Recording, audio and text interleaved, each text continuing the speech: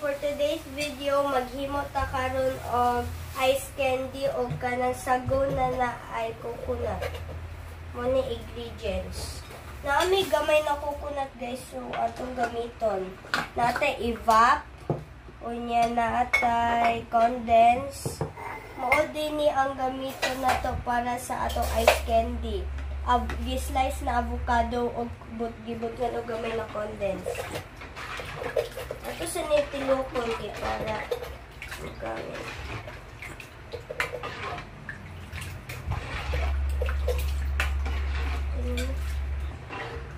Gituyo ni nako guys kay para na ami makaon sa balay dili nagapalit-palit sa gawas.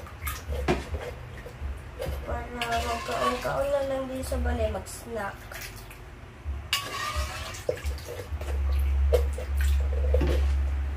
Gibutkan din ni siya evap guys.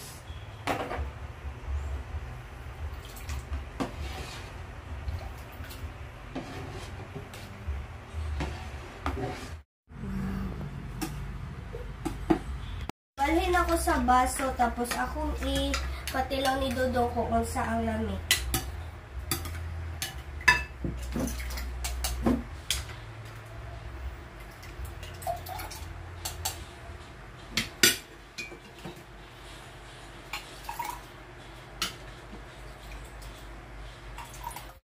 Dong, alis agad dong. Ipatilaw na ko ni sa imo akong gihimo. Na, tara ay. Kasi ice candy, kaso lang wala pa. I-rep pa. Dami man siya. Dami yan. Dami siya. Kuan siya kanang wala siya dibot ng mga kuan kanang kuan may tawag coconut.